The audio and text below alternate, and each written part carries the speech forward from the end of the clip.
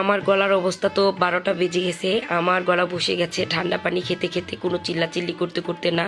তো যাই হোক, আমার শর্ট ভিডিওতে দেখে বুঝতেই পেরেছেন আমরা বিয়ে বাড়িতে আছি। বিয়েটা কার অনেকে হয়তো বা জিজ্ঞাসা করবেন, তাও শর্ট ভিডিওতে বলেছি। যারা চিনেন তারা তো বুঝতেই পারবেন, যারা চিনেন না তারা বুঝতে পারবেন না। তারপরও আমি বলে দিই, আমাদের বড় ভাগ্নি, আমাদের ডাক্তার নিয়ে তার বিয়ে। তো হঠাৎ করেই বিয়েটা ঠিক হয়ে গেছে। ঈদের পর তো কোনো মার্কেটই খোলা না, আমরা একদিনের ভিতর এগুলো মার্কেট আর কি করেছি।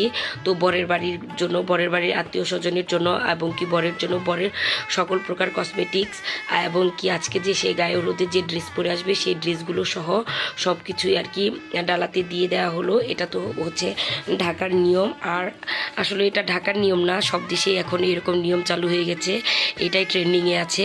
তো যাই হোক, বড় মাছ, তারপর হচ্ছে ছেলের সব কসমেটিক্স, ফলমূল, পিঠা মিষ্টি সবই দেওয়া হলো, পান সুপারি থেকে শুরু করে সব।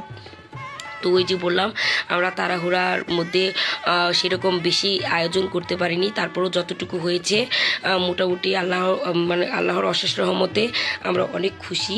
তারপরও যদি কোনো কিছু কমতি থাকে তাহলে তো সেটা করার নেই কিছুই, কারণ হচ্ছে আমরা সময় একদমই কম পেয়েছি। আগের দিন বিয়ে ঠিক হয়েছে, পরের দিন মার্কেট করেছে, তারপরের দিন হচ্ছে এই যে আজকে গায়ে হলুদ, এরকম। আর আমার বাবা তো অনেক অনেক অনেক ব্যস্ত হয়ে গেছে, মানে আব্বুর কথা বলছি।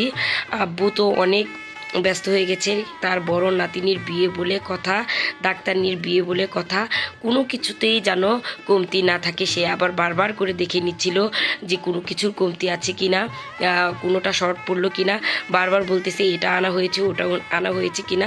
তো আমার বাবাকে কম বেশি যারাই চেনেন তারা কিন্তু জানেন তিনি কেমন মানুষ।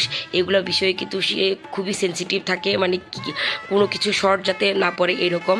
তো যাই হোক, অল্প সময়ের মধ্যে যতটুকু আয়োজন করা গেছে ততটুকুই আমার বোনই ডালাগুলো সাজিয়ে দিয়েছে মিম।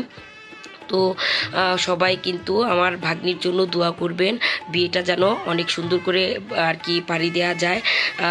আর কতটুকু কি পারবো সবই আপনাদের সাথে শেয়ার করব। সবাই কিন্তু আমার ভাগ্নির জন্য দোয়া করবেন। আসসালামু আলাইকুম।